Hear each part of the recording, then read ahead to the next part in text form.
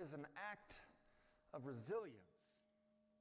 In time when despair feels reasonable, and cynicism feels like the right path, and anger feels like it's justified, however it comes out, we gather together to practice radical hope. Not a passive waiting for something to happen, but an act of defiance against forces that would diminish our humanity, yours, mine, and anyone on this planet. Together we choose hope as resistance, imagination as rebellion, and love as our most revolutionary act. We join together, each of us, and gather in a space such as this. We bring our whole selves, each of us, a precious and unique individual. Each of us brings our one body, our one mind, our one spirit, and our one unique life. And we gather them together, and we create something different, something collective, and something that becomes altogether something new and something hopeful.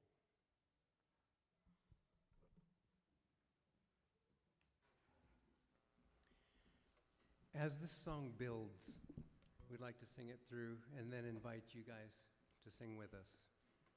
The power of all of our voices together.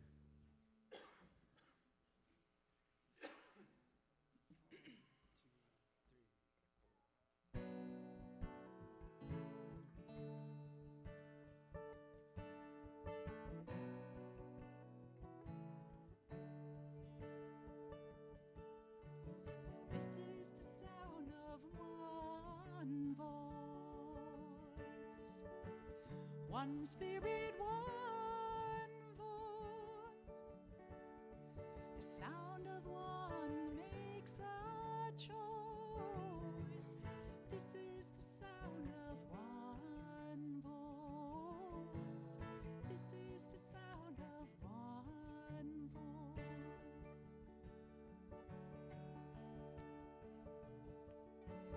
This is the sound of voices too. Sound of me singing with you, helping each other to make it through. This is the sound of voices too. This is the sound of voices too.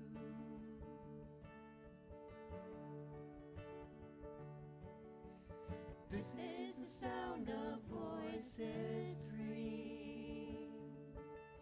Singing together in harmony, surrendering to the mystery. This is the sound of voices three. This is the sound of voices three.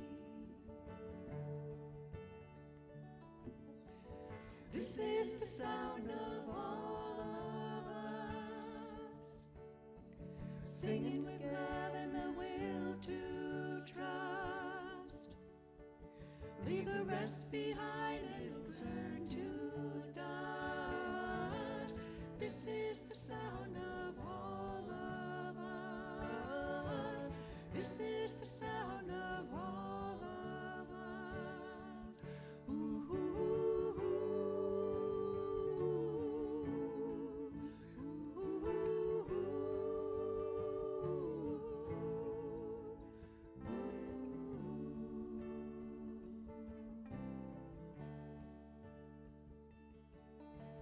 This is the sound of one voice, one people, one voice, a song for every one of us. This is the sound of one voice. This is the sound of one voice. We'd like you all to sing with "This is the sound of all of us." This is the sound of all of us, singing together the will to trust. Leave the rest behind, it will turn to dust. This is the sound of all of us.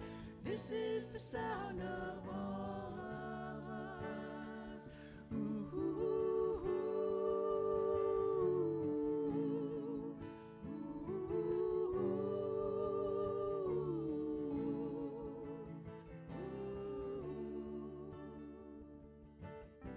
This is the sound of one voice.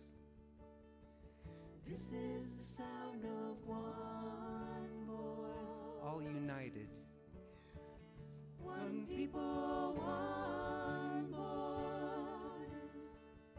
A song for every one of us. This is the sound of one voice. This is the sound of one voice.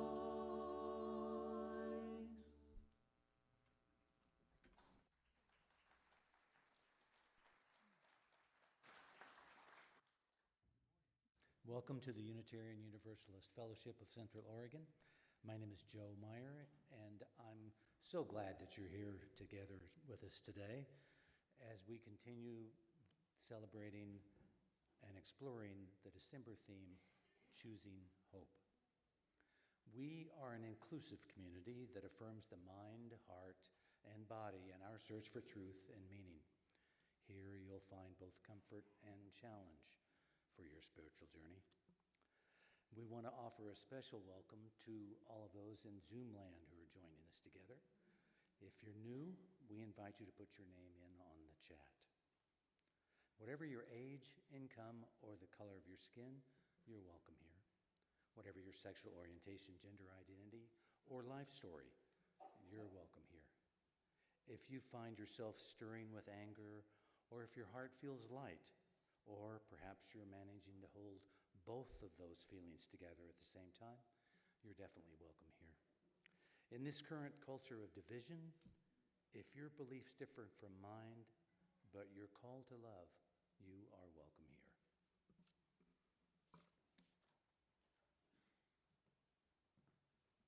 And now we're going to have the chalice lighting.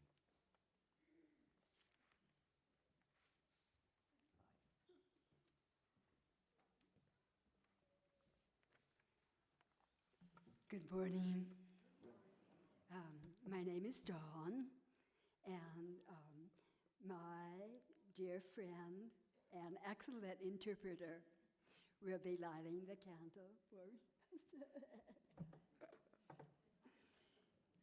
Today, when we greet the longest night of the year, we light our chalice with a hymn to the light by Dr. David Breeden.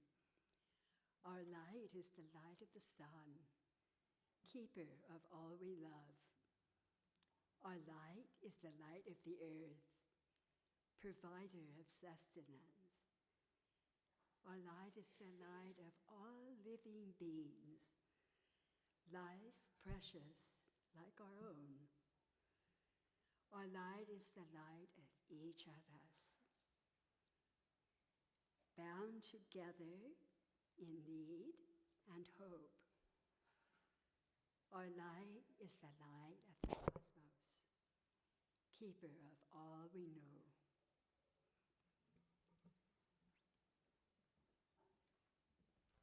Will you please rise in body or spirit and join us in singing this affirmation of life?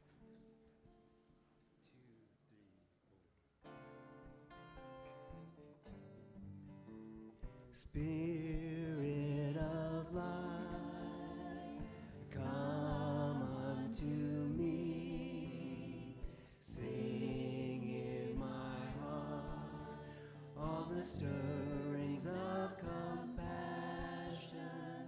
Blow in the wind, rise in the sea,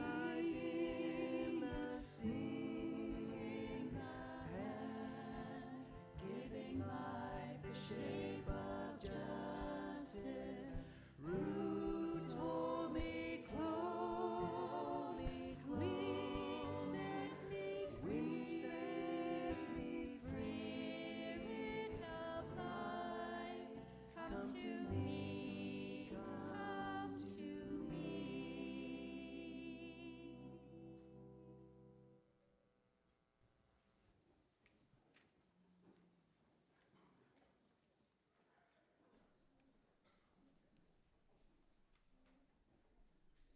Good morning. My name is Amy Brock, and I'm the Director of Religious Exploration for Children and Youth, and it is time for our Time for All Ages. So if you are young or young at heart, I invite you to find the way to the rug slowly this morning for our story. Let's be careful with our friends. Thank you.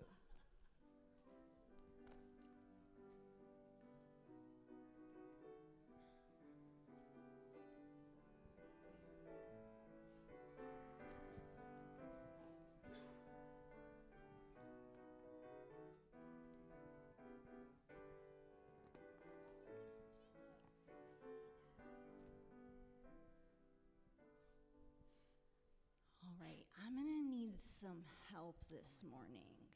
Is anybody here feeling super sunny today? Jackson, are you feeling super sunny? Are you? You have a pencil. Would you come and be my sun? Jackson, would you come and be my son? Thank you. Okay, you're gonna take this and you're gonna stand right here. Can you come and stand right here behind me? Thank you, so people can see you. Okay, we're gonna leave a little bit of space. Back up just a little bit, one step back. Thank you. You gotta hold it, it's the sun, it's really hot. You don't wanna burn yourself, so you gotta hold it really steady, okay.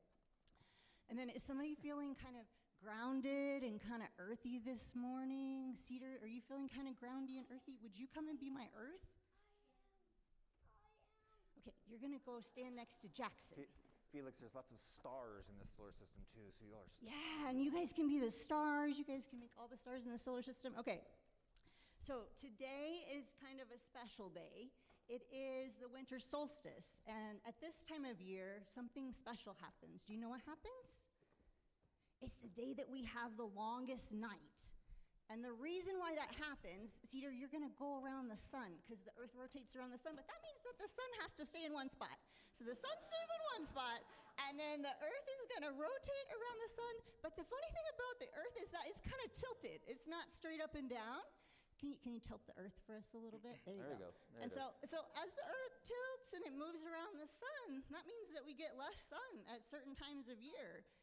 Yeah, and today is the day where we get the very least amount of sun and we have the very darkest night. Thank you so much, sun and earth. You can have a seat. You can take your ball with you. Oops, maybe not. I love it. It's really hot. You have to be careful with it. You can, hey, Jackson, you can hold it if it can stay in your hands. Otherwise, I'm going to help you hold it. Okay. Okay. Thanks. So this month we've kind of been exploring hope, and that kind of reminded me of our winter solstice today, because throughout history there have been lots and lots of stories about people on this day who, when they got to the night and the sun went away and it was so dark for so long, they worried that it might never come back again. And there are so many stories throughout history. Even the people that know, even the grown-ups that know that the sun will come back, the dark just lasts so long that sometimes people are afraid that it might not come back. Feels like that sometimes. It does feel like that sometimes. And that kind of made me think about our feelings. Has anybody ever had a feeling before? Raise your hand if you've ever had a feeling, any kind of feeling. Yep. Has anybody ever not had a feeling? You've not had a feeling. Okay, well, some of us have, some of us haven't. We have all different kinds of feelings, and sometimes when we have feelings, it can feel like they're gonna last forever. But do our feelings ever really last forever? No. Just like the sun comes back and the night doesn't last forever, our feelings don't last forever either. Do you know how long a feeling lasts? They've studied this. Do you know how long a feeling lasts? No. 90 seconds. That's enough time for you to see a bear, realize it's a bear, and decide what you're gonna do next. That's how long a feeling lasts. 9 seconds, wow. It's a little bit longer than a minute. No, 90 seconds. It's about a minute and a Minute half. and a half, yeah. 90 seconds is 10 seconds shorter than a minute. Yeah, it's about 1 minute and a half, yeah. So if you're ever having a feeling and it feels like the feeling might never go away, Right. you can just remember that just like the sun comes back, just like the earth changes and moves, and seasons change and move, our feelings change and move too. I like that 90 seconds thing. That makes me, I've been surprised for the last 90 seconds finding that out, because I did not know that. And I like knowing that things can move through me that fast. They can. Things move really quickly. We are going to go explore more about hope and faith and connection today in RE, but we also have something special that we are going to participate in. We're going to participate in the menorah lighting. We're going to see what that looks like before we go. So I think maybe we'll say the Children's Covenant, and then I'll join you guys, and then we'll do that. Would that be okay? All right. Can you help me say the Children's Covenant? Thank you so much. In this place, I am kind. In this place, I am loving. In this place, I am a friend to the earth and all animals and people. In this place, I am loved. We're going to stay right here. We are talking about feelings today. One of the feelings we're talking about today is anger. And I have a decent amount of anger in me today, but I'm using gentler language right now because of our multi-generational setting. But on December 14th, I was angry to learn about two men showing up in Bondi Beach in Australia. These people tied to the Islamic State in a clear act of anti-Semitism, yet again, during Hanukkah. And it fills me with anger and sadness. But then right there, next to it, that other feeling of hope is that man, Ahmed El-Ahmed, who is a Syrian Muslim, was one of the people that stopped that tragedy. Anger and hope right next to each other. And then all I have to do is turn in this direction and I can get all angry again in the last week. When I hear a speech or a sermon from the Pentagon where God is proclaimed as, yes, a God of love, but also a God of hate and a God of war. And I think to myself, did you not read anything that Jesus said? Because he kind of came to bring a new message, so he said. And that gives me hope when I think of all the Christians right now across the world affixing their heart on love to banish that kind of hate and to focus on hope. And then all I have to do is turn in this direction to Gaza and see the Jewish tradition being used again for genocide and for hate. The Jewish religion is not the actions of the state of Israel. And then all I have to do then is turn to the good people celebrating Hanukkah right now. The Jewish people who look to light and community and faith and, yes, hope at this time of year, Hanukkah, and say that light is possible, continued light is possible when we gather together. So today we have a special menorah lighting with Diane and Iris.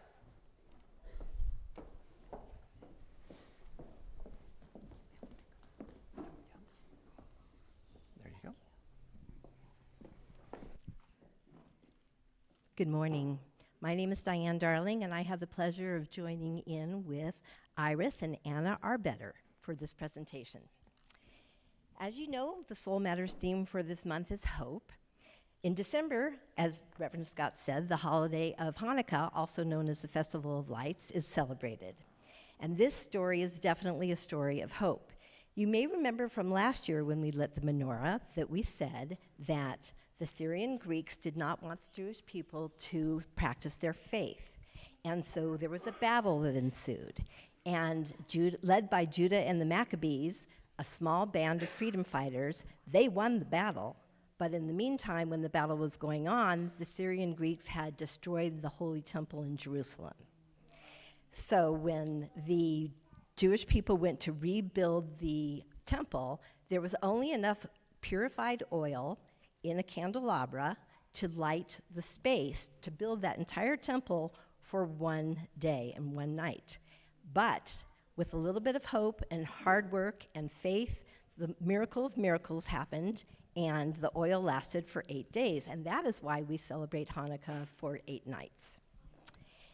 That same hope allows us, our congregation, our friends, to act with spiritual courage in these trying times of our modern days. Excuse me. We light the menorah, or specifically the Hanukkah in this instance for this particular holiday, as a way to remember that even when there's darkness, there is always a spark of faith and hope that can carry you through. Before we light the candles, we say the prayer, Baruch atah Adonai Eloheinu melech haolam asher kiddishanu b'mitzvotav, v'tzivanu, lahadlik ner, sher, chel, Hanukkah. In English, this means, do you want to sing it? Okay. Okay. Praised are you, O Lord our God, ruler of the universe, who has made us holy through your commandments and has commanded us to kindle the Hanukkah lights. So now Anna and Iris will light the candles, a reminder that the Shamash candle, the tallest one, is the helper candle, and it will light all the others. And as this is the last night of Hanukkah, all 8 candles will be lit tonight.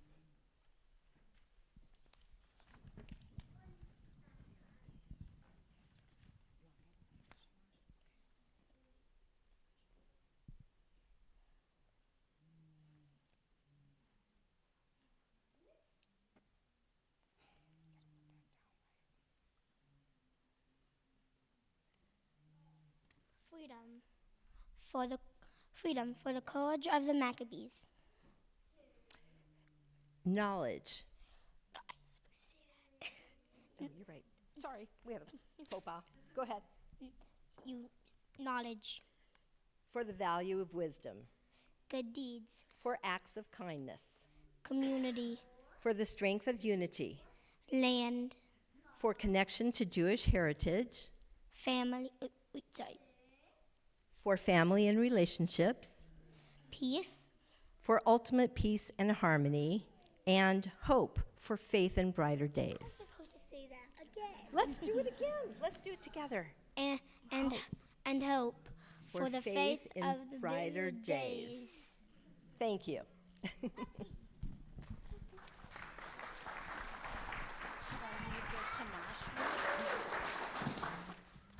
All right, please rise in body spirit as we sing our kids out to their religious exploration classes. Make an arch in the middle, and the kids will wander down. As you go, may joy surround you. As you go, go in peace. Know our love will with you always. As you go,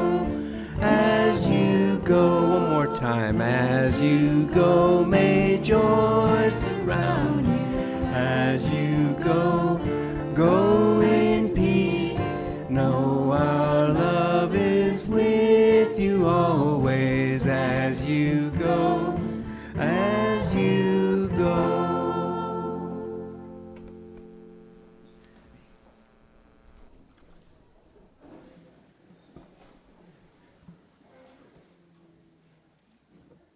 Good morning. My name is Laura Pitney, and I am the engagement coordinator here at UUFCO. I just saw a face out there that made me really happy to see here today. I was just thinking about the theme for today, and that we're talking about both anger and hope.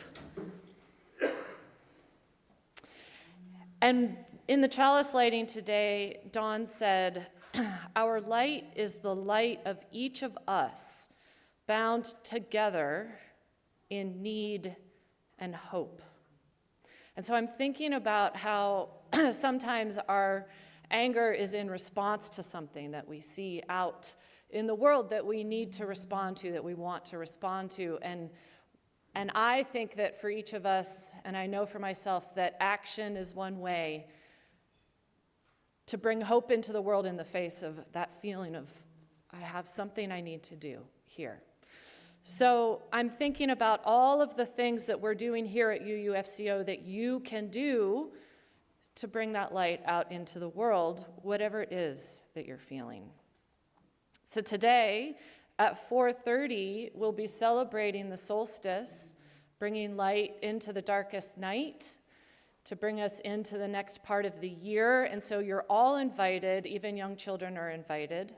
There will be a role for children 4 and up if you want to bring them. And we will be having more celebrations. On Wednesday, it's Christmas Eve, and at 4 o'clock, there's a family service, and at 7, there's a candlelight service. And if you forget that, just go to our website. The schedule is there. We will be having sweets in between. So you can just come for that if you want. On Christmas Day, this is important. If you are at all interested in helping our friends at Bethlehem Inn have a warm meal, we do need a few more volunteers, and you can do that at the kiosk or on the ACE. If you have that newsletter on your phone or on your computer, you can sign up there. We need 6 more volunteers. Milk, cupcakes, mashed potatoes, and mixed vegetables. So please do sign up so we can bring a nice meal on Christmas to those at Bethlehem Inn. And the week after Christmas, here the building is closed, so don't try to call because we are all off recovering. I've got a couple of things for you to think about for the new year. Walkways are getting slippery as the winter comes along, and we need some volunteers to help us be ready on Sunday mornings so that everyone is safe. And please also, as you get out of your cars, just please be careful. The slick, sometimes you don't even see the ice on those dark sidewalks, so please do penguin walks on those cold mornings. And if you can sign up to help out with snow shoveling and ice removal, I put a sign-up sheet at the kiosk. You can also contact me.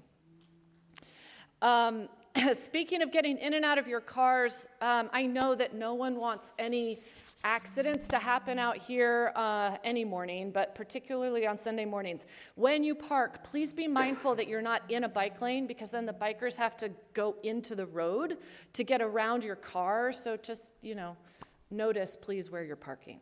You can always park across the street at Roughware and walk over.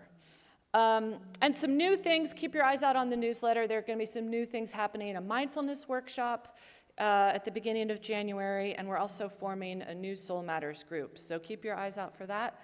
And in the meantime, have a wonderful series of celebrations to bring the light into the world.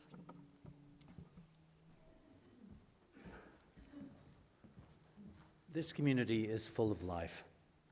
All that we do is empowered by the generosity of our members and friends, the justice work, the caring, the fellowship, the Sunday mornings and the Wednesday nights, the way our facility supports the community, the staff, the lights, all of it is made possible by you. We are grateful for this fellowship and all that it brings to our lives, and we are grateful for your generosity. And so now it's time for our offering.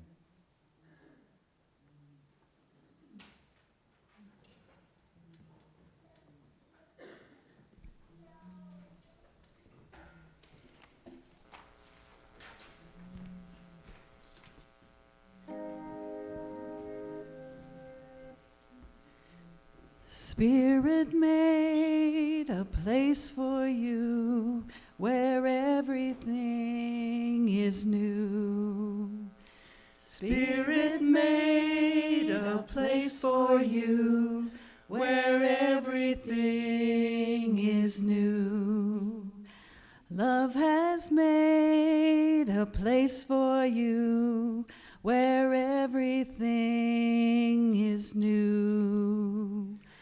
Love has made a place for you where everything is new. Grace has made a place for you where everything is new. Grace has made a place for you where everything is new. Spirit made, grace has made a place for you where everything is new. Spirit made a place for you where everything is new. Where everything is new. Everything is new.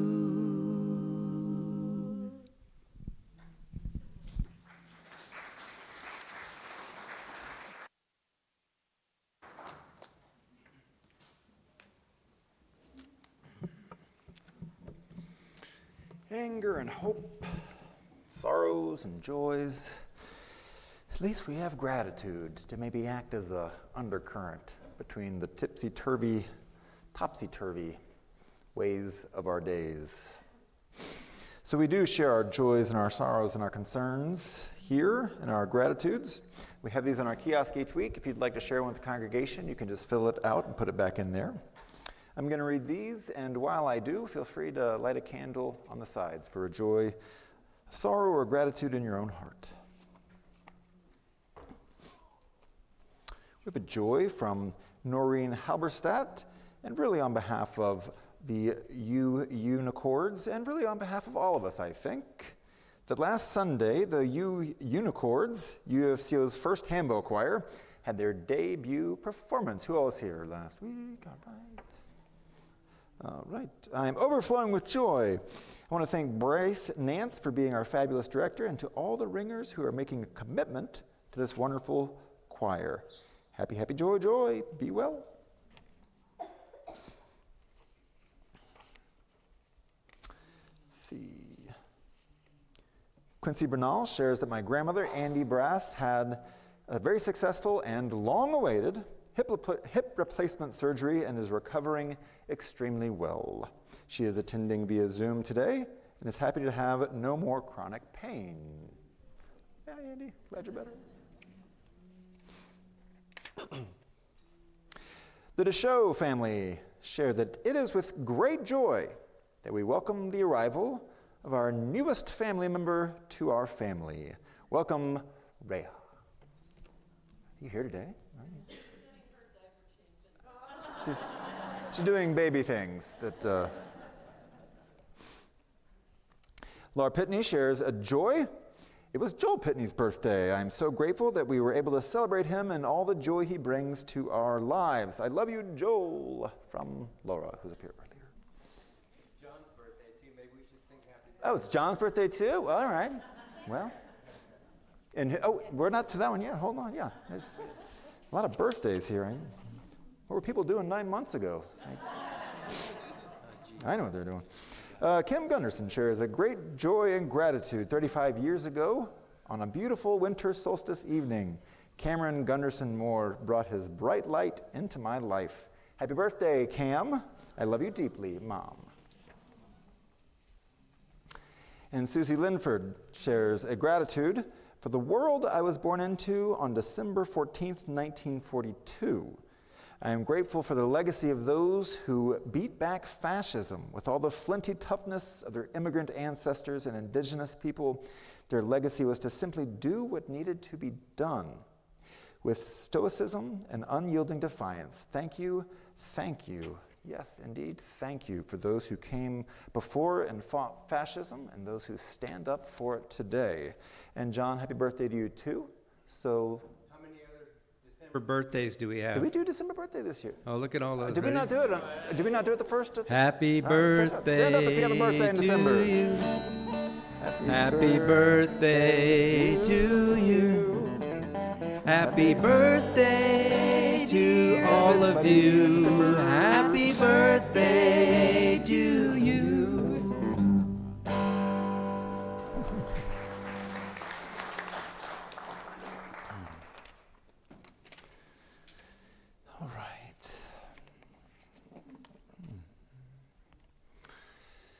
I wonder what the word pray means to you.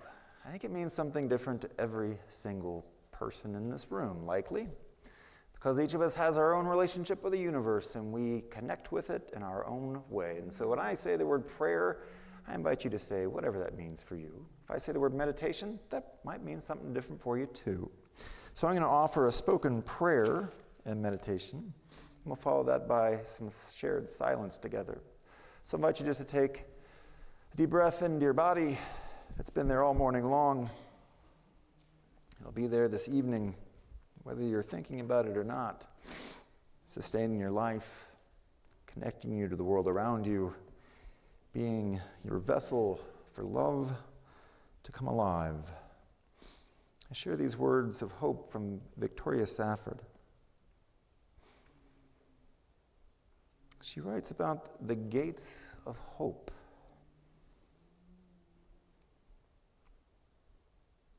Our mission is to find and plant ourselves at the gates of hope. Be careful. The gates of hope, I say, not the prudent gates of optimism, which are somewhat narrower, not the stalwart and boring gates of common sense, nor the strident gates of self-righteousness, which creak on shrill and angry hinges, nor the cheerful, flimsy garden gate of everything's just gonna be all right, but a different gate, sometimes a lonely place, the place of truth-telling about your own soul, first of all, and its condition, the place of resistance and defiance, the piece of ground from which you see the world, both exactly as it is and as it could be and as it will be, the place from which you glimpse not only struggle, but sometimes on a good day, the joy of the struggle.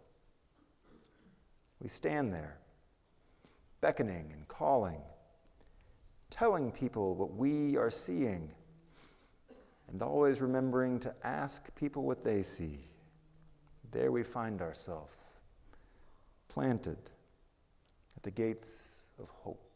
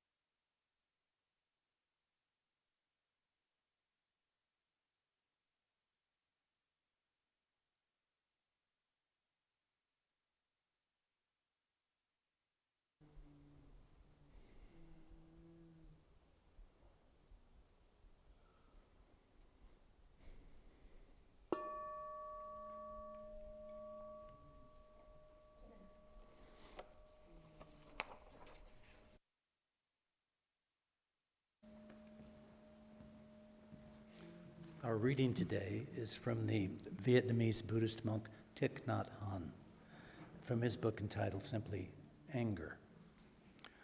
When we get angry, we suffer. If you really understand that, you also will be able to understand that when the other person is angry, it means that she is suffering. When someone insults you or behaves violently towards you, you have to be intelligent enough to see that the person suffers from his own violence and anger. But we tend to forget that. We think that we are the only one that suffers, and the other person is our oppressor. This is enough to make anger arise and to strengthen our desire to punish. We want to punish the other person because we suffer. Then we have anger in us, we have violence in us, just as they do. When we see that our suffering and anger are no different from their suffering and anger, we will behave more compassionately. So understanding the other is understanding yourself, and understanding yourself is understanding the other person. Everything must begin with you.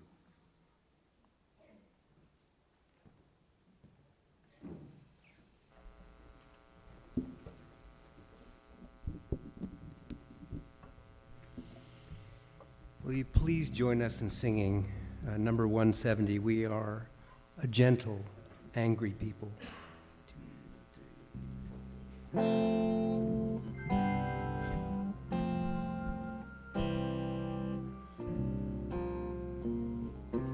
We are gentle, angry people, and we are singing for our lives. We are gentle, angry people, and we are singing for our lives. We are justice-seeking people, and we are singing for our lives. We are justice-seeking people, and we are singing for our lives. We are gay and straight together, and we are singing for our lives.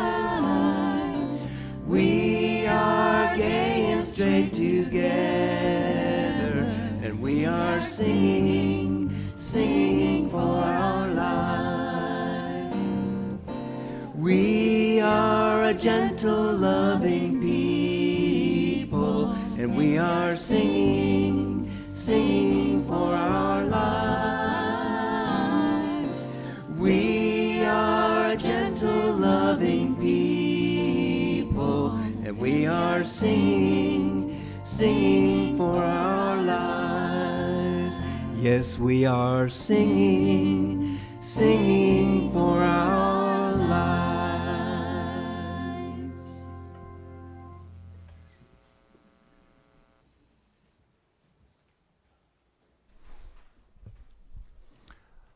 Holly Near wrote that song in 1978. It was a response to the assassination of Harvey Milk in San Francisco and Mayor Moscone.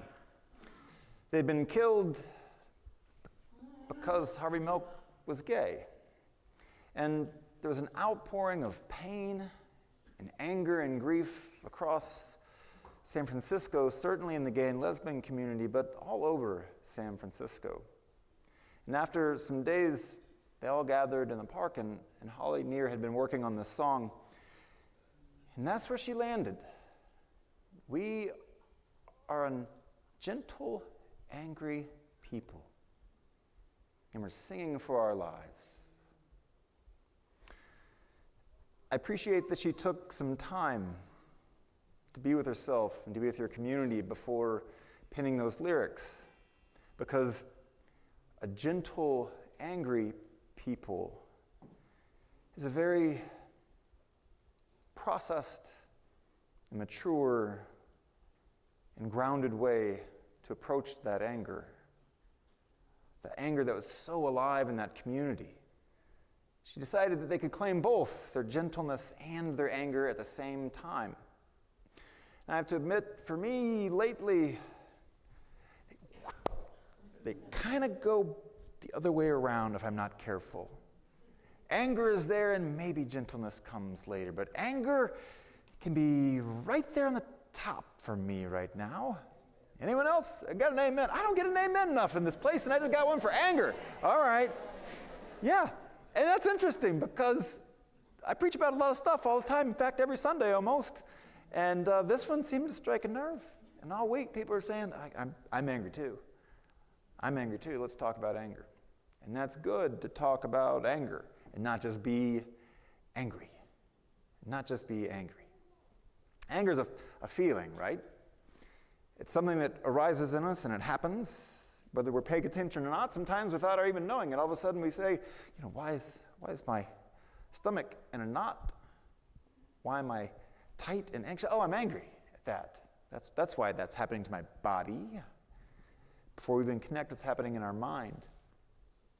And even though anger is a feeling, as our Secretary of Defense / War Department leader said in his address to the chaplains in the nation, I guess, last week about the U.S. Chaplain Corps.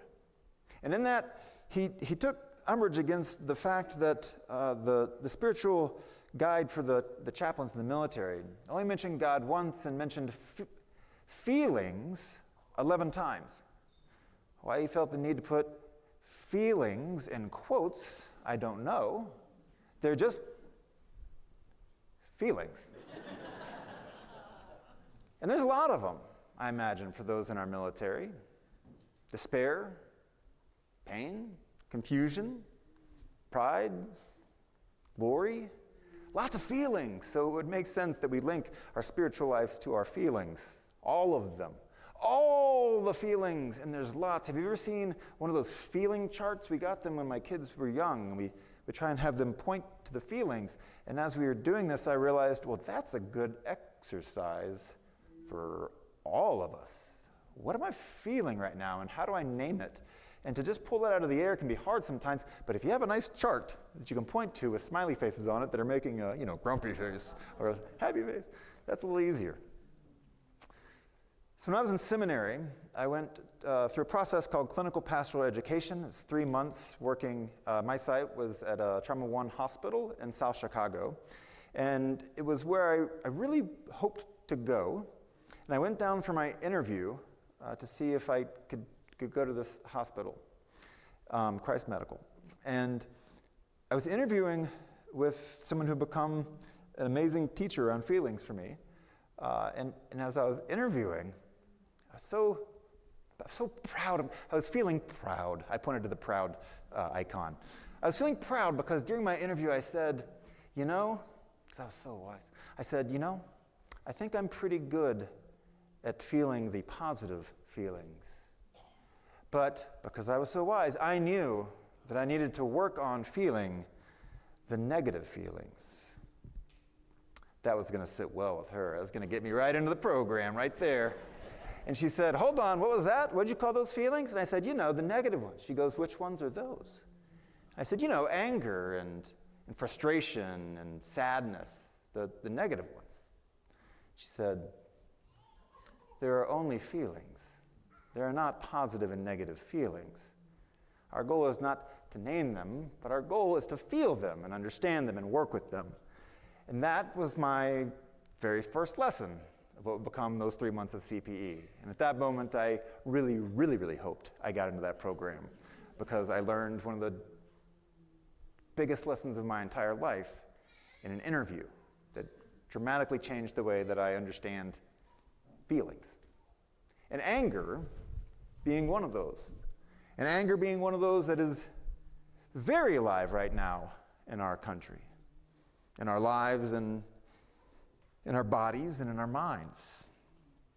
Rebecca Solnit is an American writer and activist. And she writes, mostly we know her about hope. Hope in the Darkness is a seminal book she wrote on how to find hope in dark times. She also writes a lot about anger. How about that?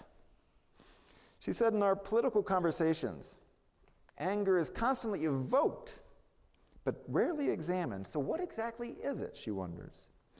At its most basic, it's a physiological reaction to a threat. It's one we share with mammals. Anger manifests as a collection of somatic or body responses, an accelerated heart rate, an increase in blood pressure, heightened body temperature that are associated with alertness, focus, and a readiness to act. And that is where our similarity to animals stops. Where a dog may growl, bristle, and bite you if you poke it with a stick, it will have no such reaction if you insult its God, or its sports team, Go Bears, or talk about someone who poked another dog. Sometimes there are good reasons, she writes, for a strong response, including the prevention of further harm. But oftentimes, if we're not careful, it doesn't just stop there. A signal for prevention of harm. There was a study by Jennifer Lerner and Dashiell Keltner, and it found that being angry makes people about as optimistic about the outcome of a situation as feeling happy. And that is dangerous to hear. If you're angry about something, you are as optimistic as you would be if you were happy about it. In other words, anger might make people miserable, yes, but it also makes them confident. And it takes away introspection.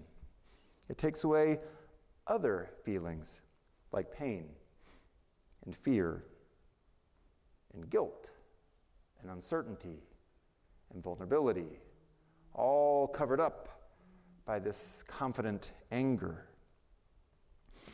So it is, to be sure, right? There are no negative and positive feelings. There are just feelings. And anger can be, in our life, a gift. There's a band in the 90s, Rage Against the Machine, that I listened to. They're very, very hard, very loud, rambunctious. I was going to play some this morning, but the house band's doing such a nice job. It's a very nice counterpoint to anger. But they have a song called Freedom, and it's a lot about the American Indian movement in their video and about the oppression of Leonard Peltier. And in the middle of this song, when he's yelling and angry, he stops, it's like the music is going and going and going, and it just stops. And he whispers, "Anger is a gift." And I had never in my life thought about anger as a gift before. I thought about it as something to avoid. It was something that grumpy, angry people did. Anger. But anger can be a gift. It can be a clarifying signal of something that is wrong. It can be that smoke alarm that brings our awareness to something that matters to us. That something is being threatened, that injustice is happening, that something that we love is being put in peril. Rebecca Solnit writes again, "For our species, with its imaginative and narrative capacities, challenges to one's status and beliefs and advantages, they count as threats. So human anger can help us receive that. It's a response, though, sometimes to insecurity, literal and imagined. So over here, while it can tell us about threats to what we love, over here, it can bring us into attacks of fury. Have you ever felt furious? I mean, like kind of out of control furious. And that sometimes can be less than helpful. Fury attacks our body as well. And it's always interesting how you can check in with feelings and things that are affirming your life and what's happening in your body. Look at the science. Angry, furious people tend to have health problems around high blood pressure and blood clots and heart attacks. People routinely die of rage, unchecked anger, and fury. And so this anger that is sometimes less than helpful, that is out of control, it's the kind that we can't get a handle on, that loops and keeps coming back and being undealt with. It's one that fixates on if the other side, if that person would just get what they deserved, retribution and punishment. It's an outrage with no concern for compassion or repair. And this kind of anger near always is reductive and reduces things to a simple binary of villains and those who are oh so good. There's a Jedi teaching. As a Unitarian Universalist, we pull from all the world traditions. Judaism, Christianity, Islam. Well, in the Jedi teachings from Star Wars, particularly Master Yoda, it's an essential teaching for all the Jedis. It's what keeps them from going to the dark side. He says that fear leads to anger, and anger leads to hate, and hate leads to suffering. Just like that. You find yourself suffering and vulnerable to the dark side. So says Master Yoda. And if it's suffering that is so deeply connected to this anger, to fear and anger and hate, then perhaps we should turn to another tradition, in the Buddhists, in Thich Nhat Hanh, this Vietnamese monk who showered the world in his writings and teachings of peace and mindfulness and compassion. In Buddhism, the Buddha puts forth that there are three main poisons for us, or three unwholesome roots. One is greed or attachment. Another one is hatred or anger. And the last is ignorance or delusion. These are the mental states that are caused by suffering or dukkha. And so anger, to pull that out of those three that can lead to suffering, can be addressed, says Thich Nhat Hanh. But how? Sometimes the way we think we want to address anger is by meeting it there and allowing it to express all over the place. He gives the example of if your house is on fire and there you are in it, and you are angry that the house is on fire, and you know that the arsonist is running in this direction. Anger would have you chase down the arsonist to seek revenge for that cosmic balance, rather than staying with your house and putting out the fire and attending to what is happening around you. So what to do with this anger then, if we find ourselves with it? If it's gone past just that alarm that tells us that something's off with our values? Thich Nhat Hanh offers one of the most tender and perhaps difficult teachings on anger. He says that when anger arises, we don't repress it, we don't shove it away. We meet it and we hold it, but we don't just hold it and address it. We hold it like a baby, like a screaming child who's out of control, and we take care of it. And we try and calm ourselves, and we breathe with the anger, with that love that a parent might look upon their child. Love your anger, he would say. Hold it and care for it. Be tender with it. He says, just say, "Hello, my anger. I'm here for you." He is very gentle with his anger, very tender, and very kind. And he teaches us that tenderness really is the partner of anger. It's the companion that can help us transform it into something powerful and useful, while also letting it be and exist. Not labeling it as negative, but labeling it as, or holding it as there.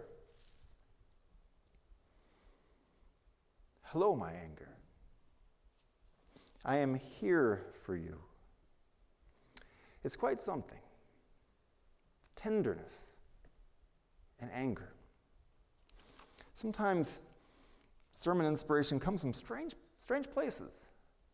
When in the middle of the week, for no reason, I'm walking down the street and I find myself singing the 1993 Michael Bolton song, "Time, Love, and Tenderness."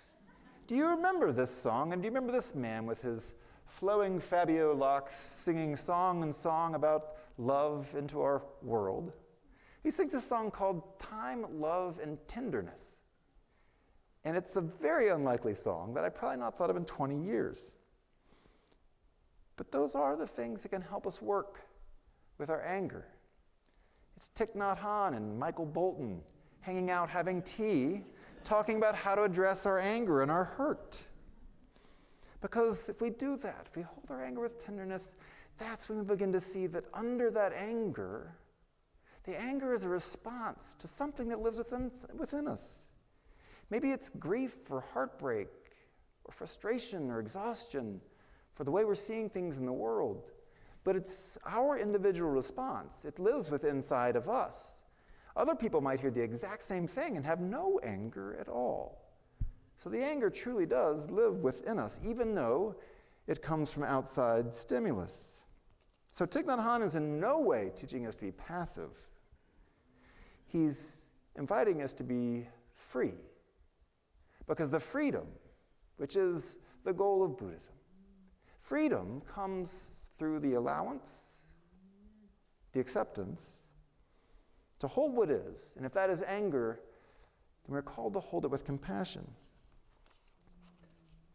Once it's held tenderly, then perhaps it transformed into something that looks like hope. Because if we can hold our anger and say, hello, anger, if we can hold that, then we might understand the wound that anger is naming underneath there. If we can find the wound, then hope would say there can be healing. And where anger shouts no, and sometimes very appropriately and justly, well, anger might just stop there, but if we can hold it, then hope would say, yes, and then what? What are we going to make together to address that no? Our Unitarian Universalist tradition tells us this about harm in the world and things that we see that attack our values. These two truths, that we want to address what is true in the world, to speak those hard truths about harm and injustice into the world. But then we refuse completely to give up on the power of love and the hope that is possible to transform this world around us. We know that a world that is built on anger and hate and humiliation and revenge has to be transformed. And we proclaim loudly, just as Martin Luther King Jr. did, that darkness will never drive out darkness, only light can do that. And hate cannot drive out hate, but only love can do that. And that is hopeful. And let us not forget that Dr. King is also the one that told us that we should be maladjusted to things in this world. We should be maladjusted. Read that as angry about what is not right in this world. And when I say not right, I mean what is not loving and life-affirming. So when we find ourselves being angry, we can wonder, how might this anger transform into hope